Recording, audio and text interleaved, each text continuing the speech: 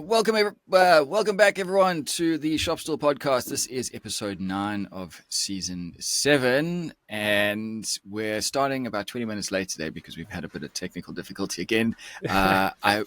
We all three sincerely apologize for the last 2 weeks. It feels like we're fighting an uphill battle at the moment. And I'm in the middle of a 3-day thunderstorm, so you'll probably all hear that as well. Yeah, we're not. I'm not hearing it on your mic though, Joey. It doesn't sound good. Doesn't sound that bad. Yeah. Okay. There's a little switch in Riverside, and this is real behind the scenes stuff where I can turn on echo cancellation, which I think seems to be helping. Right. Perfect. So, to everyone listening, hopefully that's helped as well. So I was thinking today we could start off last week we talked about. I was building this shoe rack, and I wanted to show you guys the actual design that I had for it. So I thought we could have a quick look into this. As I think I mentioned on the episode where we did this design talk, a couple of people came back and said they really liked the idea. Obviously, again, this is only going to be very helpful to the people who are watching this episode on YouTube. But, let us know if you do or don't like us doing this. We just think it's a pretty cool idea for people to be able to see. So I am going to share my screen. And now last week, this didn't work, but I'm hoping you guys are going to be able to tell me you can see it. I can see a thing. Yep. Cool. We're winning. Before we get into the design, I did just want to check with you guys. This is how I've started working out my material requirements. Yep. Is this how you guys would do it? Something similar? For plywood, yeah. Okay. I wondered if there was a SketchUp plugin or tool that you could use. Layout. SketchUp Layout will take your 3D model and put it into two-dimensional, and essentially nest all your panels onto a sheet. But that's all I know. I don't know how to use it because I do it this way because I find it more intuitive. That's just my 2 cents. Yeah. Okay, cool. So the actual design, one of the things that we wanted to talk about in the last episode, which is now a little bit for naught, because the question that I had for you guys was, can I do this out of MDF or should I be using plywood? Just to caveat, I've already gone ahead and ordered the plywood, so I'm doing it out of plywood. But I guess it's still good to know. My concern was that this particular shelf here, this long shelf, it's quite long. It's too long for MDF, right? Now, how long is it? Yeah. So we're talking it's about 850 and 300 or what are we? My initial thought is that because it looks like you've got some kind of solid clashing on the front edge, you can pretty much increase that just slightly thicker than the thickness of your material, and that is going to do wonders for how strong it's going to be. Now, I did think about that. The reason I've kept this at the same thickness as the MDF, this is going to be a shoe rack. So people are going to be putting shoes in and pulling shoes out. And my concern was that's going to get, if I dropped this, I made this a bit hang down a little bit. Hang down. Yeah. Now suddenly you end up with something that's going to get hooked. Now consider, even though, like, if it's 18 mil MDF or something, even if you just increase that to 25, 25, like that will make a big difference. You say I know what you mean. I know what you mean. Though on the underside, you're always going to have that lip, but and that shoe comes out and hooks it and pops it's the piece off. No, because it's going to be glued on. Someone's going to have to smash it with a hammer to pop that piece off the front. Yeah. Okay. Was your original plan, Robin? Was it to paint the MDF, or what were you going to do? Or were you going to? So it's veneered onto it? It's veneered MDF. Yeah. So solid timber on the front edge. Yeah. The cost for a veneered MDF sheet with using Tassie oak or Vic ash is around $350. It's around $450 to get it in plywood. So it's $100, almost 25% more expensive. But I don't have a lot of experience building with sheet MDF, and I've always been told that MDF is subpar. it doesn't like to hold itself up. And so you take steps to accommodate that. Can I just talk on that a little bit before I go back to your little lip? So with shelves like this, especially a low shelf where no one's ever going to see underneath that shelf unless they're lying on the floor, it's not unheard of to add a cleat or an extra shelf button or something, or a screw through the back edge that holds that shelf in the middle of its span. And just by doing that, you can almost eliminate the need for a front thicker clashing, especially considering its use case as shoes. If it was a bookcase, then we have a different conversation about how much static load might be on that. Oh, because books are so much more heavier. We're talking about 5 kilos of shoes. It just needs a couple of screws through the back edge or a little cleat inside the cabinet on the inside just to hold up the back edge of the shelf, and it's going to transfer some of that strength to the front, and it's almost not going to sag at all. And I wanted to just mention that in the few shoe racks I've done, maybe 6, almost, I think all of them, the shoe shelf is on a bit of an angle. So the shoes are kind of pointing at you. And what in that case, what you have to do is add a front piece of timber, a clashing along the front that sticks up to stop the shoes falling off. And so just by doing that, you increase the strength of that front clashing to hold the shelf up. And it's interesting. And so it's not unheard of to do that and have. So you were talking about catching your shoes on a little sticky uppy bit. Well, that's exactly the point, is to stop them falling out and to kind of barricade them inside the shelf. Now, I appreciate what you, particularly on that angle, to stop them sliding down. For me, anything that stops a shelf being able, the contents of the shelf stops it sliding straight off, just sounds like a nightmare to me. Especially, I think you need to have enough height above the shelf to be able to sort of lift them out. I think in yours it may be a bit too tight for that, Robin. So she wanted, I think, was it 450 high? Yes, right, 450 high. And that's, so that makes it a 180 or something. 180. Oh, yeah.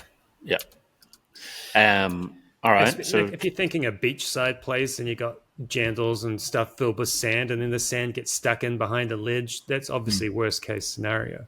But I've had like professional couples who just have their like fancy leather shoes stacked up in a row, and that's what they want. And so it's all about the use case for and like Robin does live in Townsville, so you wear flip-flops with tuxedos in Townsville, don't you? Exactly. Exactly. So it's just going to be 40 pairs of flip-flops or jandals for our Kiwi audience.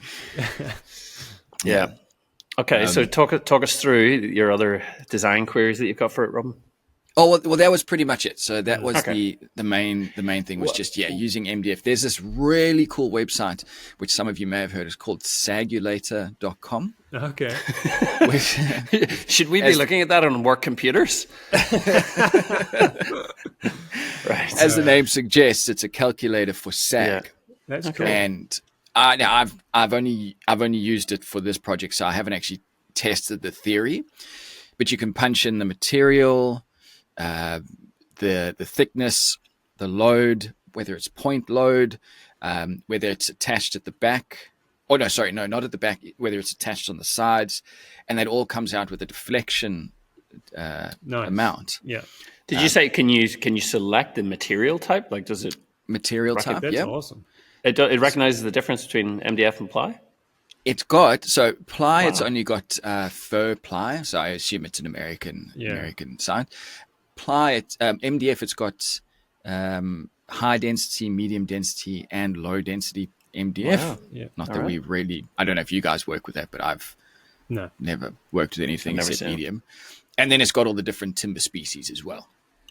High density MDF, just as an aside, is that really dark brown stuff that often the Chinese mass produced bullshit is made from, and it kind of smells like it's burnt or something. Right. And they used to sell it over here as hardboard, as like a lining material for walls in like the 70s. I've used that, but it's normally very thin. Yeah, they make it really thin. That's what we're used to, but you can buy it in like 18 mil sheets, and they make furniture from it in China and spray paint it white, and then you never know what it is. So yeah. Oh, right. Yeah, hardboard. That was something that Dad taught me about when I was a few years younger. Yeah.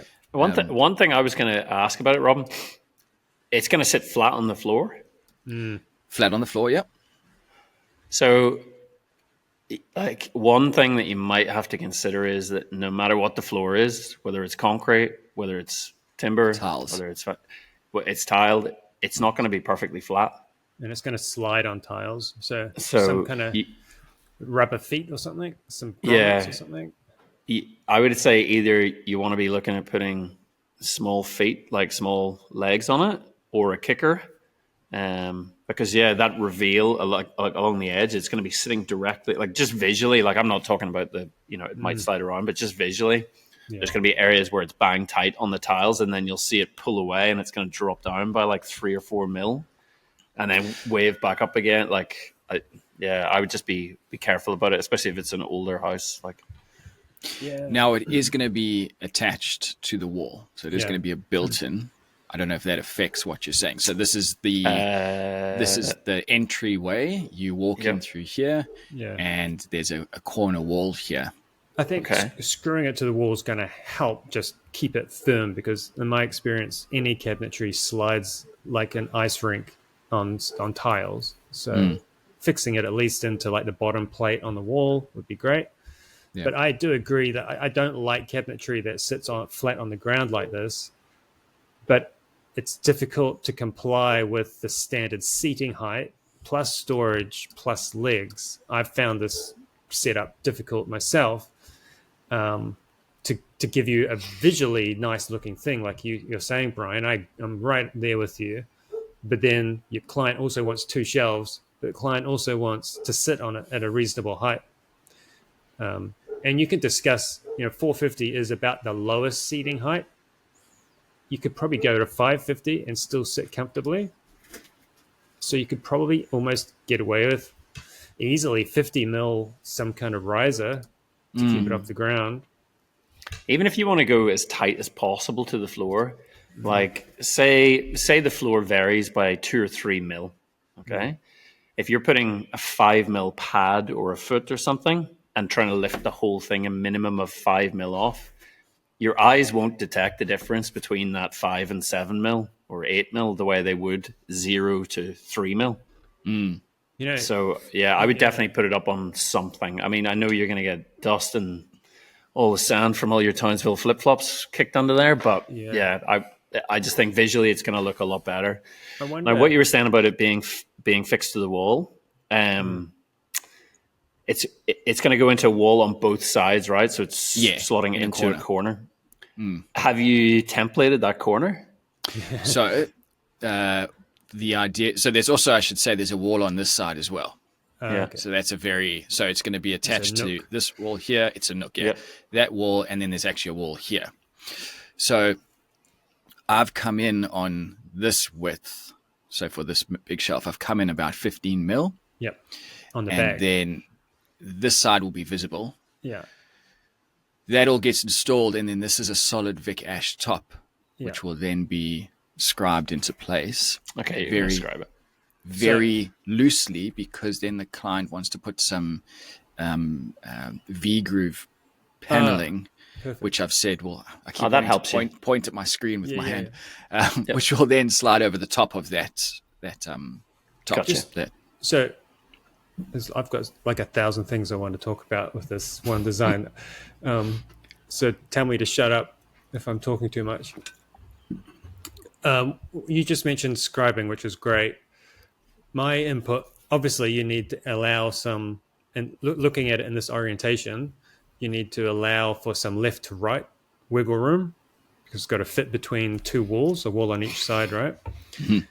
But you can't assume that the wall is anywhere near square. It's probably pretty close. But so you also need to allow for some scribing on the back edge, on one of the faces. And I would probably allow for looking at it in this orientation, that where you've got your cursor now, I would probably allow, so the shelves would be short of the wall by 15 mil, and the top overhangs by that 15 mil. Like you've got Yep. it exactly like Yep. that's exactly how Nice. you do it. And then you can play around with whatever little bit of scribing you need to do, and then you could be within a couple of mil of square, and then their V grooving comes down and sits on top of it. Sits right on top there. Yeah. That's perfect. Yep. And there's skirting boards as well, Robin. Like, are you gonna? They've agreed to remove them Right. once it comes time to put this on, and then they'll delete into this. Yeah. Okay. I was thinking about what you were saying, Brian, about just coming up a little bit off the floor, like 5 mil or so, to bring that unit up. And I've never done this, but it occurs to me that it might work in this situation. If you think about creating a negative detail, smallish negative detail, say 5 mil, you could potentially find some rubber strip, like a reasonably hard rubber with a sticky back, and just run it along underneath. And that's going to conform to some of the irregularities of the tiles and just create a nice black, even, kind of self-scribing thingybob that sits on the floor and just creates a nice, easy as negative detail, 5 mil off the ground. Keeps the dust and the sand and everything out from under it. Sticks to the tiles, and it kind of checks all the boxes that we're talking about. So you're sort of saying something like, So it'd be on the bottom edge, let me see if I sitting can. right on underneath it. Can I? Oh, You have to look underneath, I think, to do it. I Are was you going trying to do it like that? I was trying to push through it, but yeah, I think. You're doing it the difficult way. To all our listeners on Spotify, we do apologize. Yeah. Robin's Yeah, friend like that. sketching up and Something like that. Yeah, something like that. And that would be just a bit of like 20 by 5 rubber strip, Yeah. and the whole lot just sits on it. And you, without sounding like a Neanderthal, you wouldn't just cork that gap? I mean, if you want to get caulking involved all over their tiles, you can do that. Yeah. Or just sit it down and it's finished, It's just the step of caulking, like, unless you've done it regularly, like, it's just more work. It's More work, difficult. more risk of fucking something up. So And ever since a certain famous podcaster once told me that you're not supposed to use your finger on it because then you put bacteria into it, it's just like doubled the work. Hey, Joey. That's the one. You just got to be careful with buying the antibacterial cork. That's what Yeah, that's the workaround. Yeah, that's an interesting idea because this panel here, this outside panel, that's a second panel that goes on the side. So that could be scribed to the floor. could be, or if you I would do went the to whole negative- thing, just consistent floating. That's what I Right. do. Okay. Yeah, but just set the the rubber strip or whatever it is, set it back a decent amount from the edge that you're not really going to see it. It's just going to make the whole cabinet float. And Oh, so you're saying it's back 20 mil. so 5 mil, 10 that Yeah. rubber is not going to be flush with this front no, no, edge. no. No, Yeah. no. And Okay. you've got that end panel on the far left-hand end, and that its job is to cover the scribing gap to the back of that cabinet. That's its main Yeah. job. Over there. Yeah. Okay. Yeah. Well, this is Cool. this is the this is going to be a solid timber face frame. Hopefully, this plywood that I'm getting from this local supplier is apparently getting made to order. So I think that might be why it's like $450 a sheet. Yeah. Per sheet, which Joe, you said is about right for what you would normally pay. It's about right. I mean, I just got a price a while back for custom pressed plywood, and it was $700. Wow. And I told them to walk away because that was outrageous. So I just went to MDF. Well, this mob that I'm getting it from, they contacted the supplier, who came back with questions like, what? Okay, so do you want it A grade on both sides? Which I've said yes. I think in hindsight, I probably could have gone with B grade, and it still would have been good enough. And Probably. could have done that. Yeah. I've got to order at least 3 sheets Yeah. because they're making it. Yeah. Whereas, I mean, this is Tassie oak veneered plywood. Surely this is a common material that's just kicking around warehouses. I would have thought so in Australia, but I don't know. Yeah.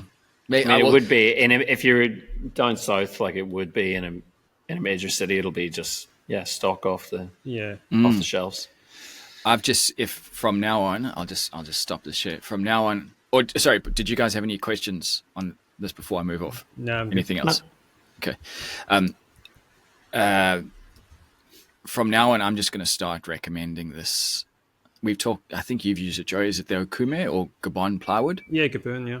So readily available. It looks pretty cool. It almost matches a Vic Ash live edge. So it's not great, but it's pretty close. Right. And just start trying to use that because that I can get just up the road. I used that stuff for probably 7 years straight as a paint grade plywood. Okay. I never really had anyone who liked the color of it for a clear coated piece, but I made countless bookcases out of it. Okay.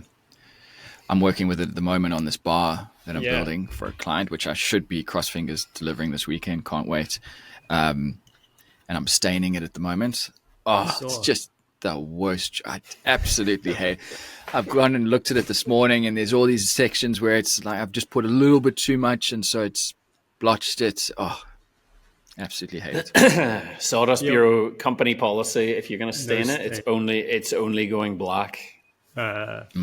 I was going to say, what are we could talk about your staining process, because I have learned the hard way, like you are learning right now, like what works and what doesn't. So, what are you using to stain, or how are you going about it? Originally, there's a Seconds product which does, I can't remember what it's the CTE OLE or something like that. Yeah, that's it. Yeah, which I really like, which I've used before, which seemed to be quite forgiving. They didn't have it, so I just went with the Cabot's version of it. It's a stain and varnish combination. Yeah. So that's better than not. Oh, okay, right. Because again, I don't know like what. Especially plywood. I mean, for a start, I would say for furniture, Seconds is not really what you want. It's so heavy with solids because it's designed to be an outdoor UV blocking, pigment retaining, like timber cure-all that it takes 24 hours to dry minimum. And it's oil based, and it's just not something you want to be doing in the workshop. I've done it twice, 3 times, and it's just not fun. Sometimes if you're making a front door and that's the color of the house, they're using it on the timber weatherboards and they want the same thing, then you've got to use the same thing. But you've got the choice to say, no. So my advice is definitely a stain mixed with some kind of finish, varnish. Why is that? Because you can play around with it as you put it on. If you just... So there's a couple of different types of stain, but I'm just going to say stain, and it refers to everything at this point. If you have a wet rag with stain and you wipe it onto your panel, and then by the time you lift that off and bring it down for your second stroke of that stain, for a start, you're going to have an overlap. And if it's some colors and some timbers, you'll see that overlap straight away. And if you're using like a dye stain, that first stroke of application will be dry by the time you come back for the second stroke, and then you've overlapped it, doubled the amount of stain, and the color's different anyway. But if the pigment is mixed with a varnish, you can apply it and then kind of rag it off a bit like you might with Osmo, and it's not soaking in. The stain isn't soaking into the timber nearly as readily because it's floating in the varnish kind of substrate, and so you can play with it. You can move it around. If there's a drip, you can wipe it off. If you've got bubbles, you can do what you have to do, just like with any clear coat. And that's a good way to get a relatively even finish. And if it's completely shit, you can relatively easily sand it back.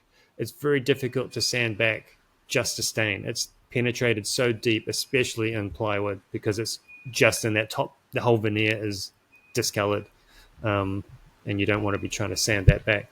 So having a varnish stain is the best combo, and you'll find that at some point you'll be happy with the color, and then you just go to clear only, and that changes the whole appearance of it as well. It will even out some blotchiness to a degree. It kind of hides some of your sins somewhat, so don't feel too bad if it's not 100% perfect with just one application of the varnish stain.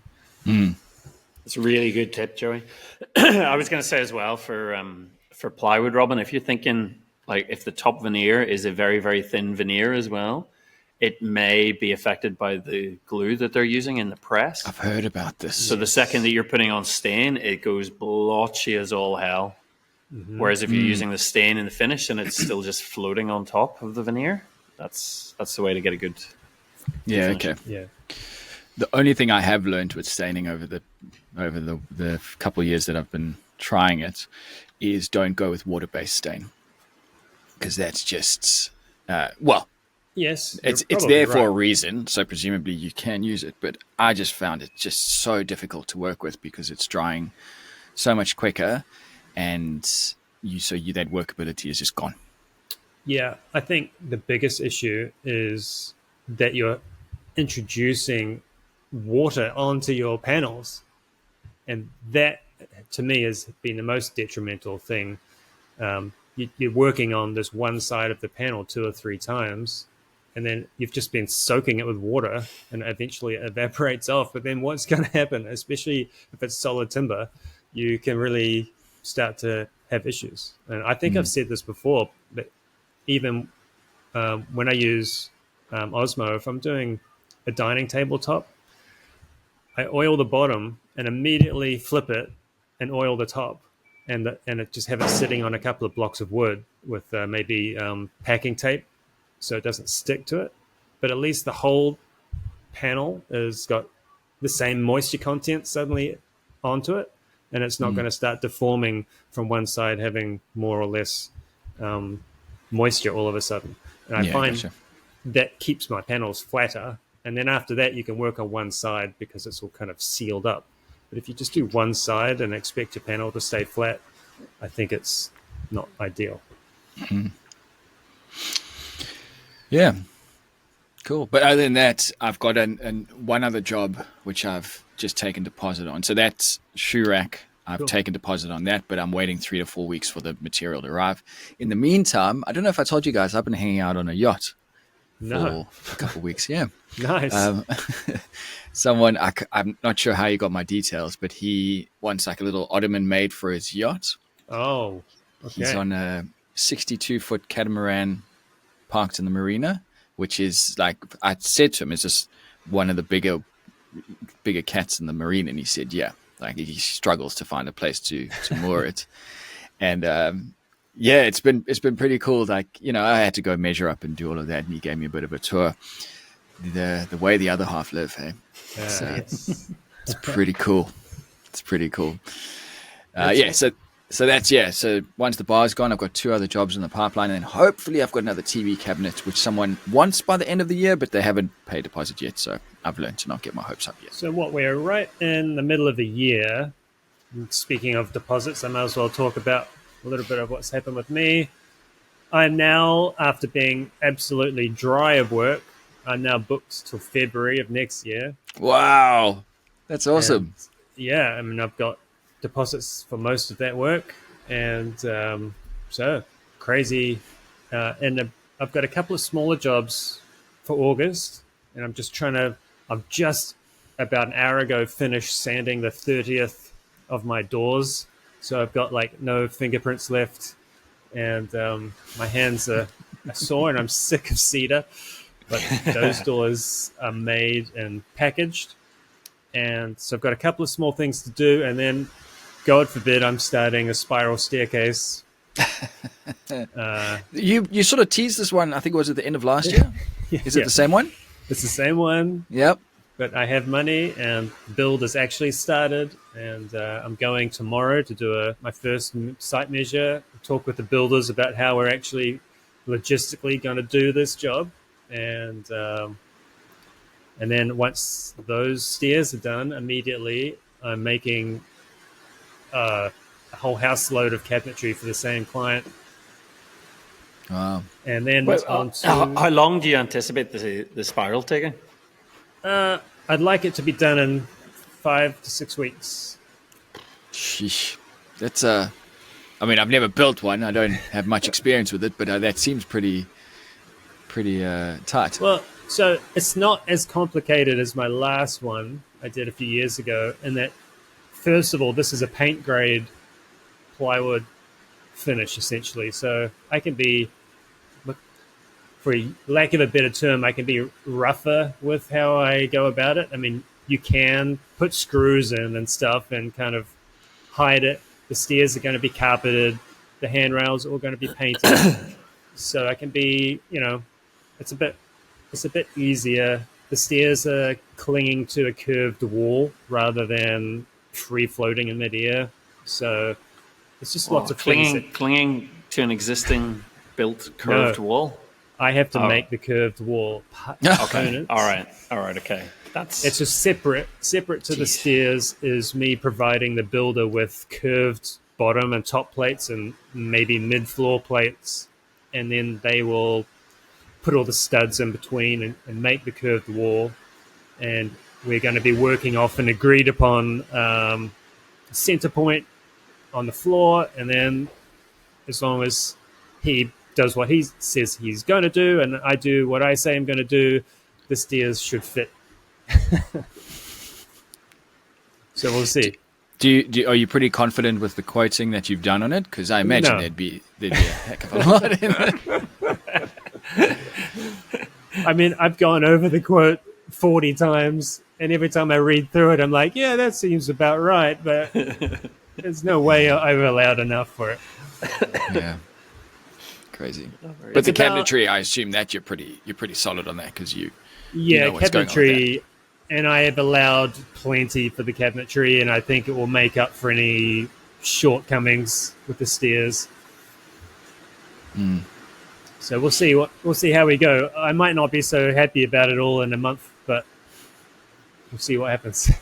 And is that what's taking you all the way through to February next year? Then I have a new build, and they want like a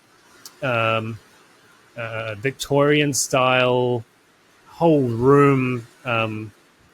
What would you call it? A study room with like floor to ceiling bookcases wrapping around the corner, big tall scotias, built-in desk, and it's going to be like a dark gray color. So it's a pretty involved cabinetry built-in setup. It's probably, I don't know, 20,000 worth of desk. So it's a decent little job. Yep. Cool. Brian, what's up, man? Yeah, how about you, Brian? How's the teaching going? Yeah, it's a lot. Well, the learning to be a teacher, I should say. Yeah, the learning to be a teacher it's been interesting. It has been really interesting. At the minute, it's just like admin central, trying to get everything ready to apply for teaching placement, which is going to come end of January, start of February. So yeah, getting a CV. I haven't had a CV. I got my graduate architecture job from a contact from a tutor. So I haven't had a CV since I was 19, 20, I reckon. Yeah. So yeah, it's been interesting doing a CV. Yeah, it's been great. Like the first couple of assignments have started, and trying to do lesson plans. Like I'm like, is there a template, or where do we start with this? And they're like, no, just start doing them. Like, I have it's been baptism of fire. But yeah, I'm getting there. I'm getting a bit of work done as well. I've got the Blackbird is now back in one piece. I'm looking good. There was a lot of head scratching with it, with how to remove the damaged section of wing. But yeah, I made a little jig to sit it in, and then hand plane and got it all squared off, and it's come together really well. Like the repair is invisible, so that's great. Nice. So I need to get that safely back to Perth. Maybe pack it a bit better than it was packed coming from the States. Started on a memory box for a previous client who bought a memory box for his first kid, who's coming back for one for their second kid. And yeah, life is just busy. Busy. But I mean, I think I've said it a few times, like inquiries are still way down now. I don't know whether that's me not trying to push for work, but yeah, inquiries are definitely down. And yeah, don't want to get too negative Nancy on it, but I think it's a pretty common pattern across Victoria at the minute. Like, you know, we've seen not a production woodworker, but obviously the Wood Night sort of packed it in. Paul packed it in.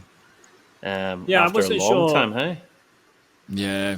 He was a content creator more than anything, was he? Or Yeah, as I knew? YouTuber. Yeah, that's what it was about. More about content than actually production of pieces. Is that right, Robert? Yep. Yeah. But like I look across the board and I see people shifting, and whether that's shifting, like Patrick Holcomb, Douglas Furze relocated out to Castlemaine, out to be neighbours of Jem and like butter. So So has he moved workshop? I'm not sure the workshop. So he's doing teaching as well. He's gone into high school and is doing teaching 1 day a week, I think. Because he had quite a nice setup in his workshop, if I remember correctly.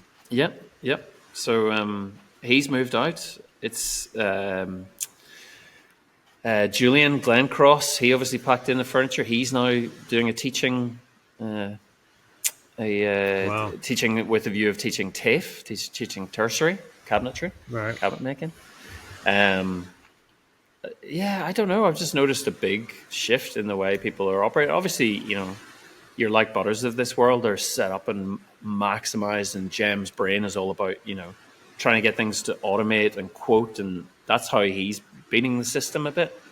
But for small production studios, I think either a side hustle that's unrelated or getting into teaching.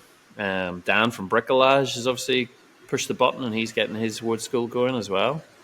So it's I think everybody's realizing that it needs to be subsidized with something to make it sustainable, like especially if you're based in the city and your rent is high.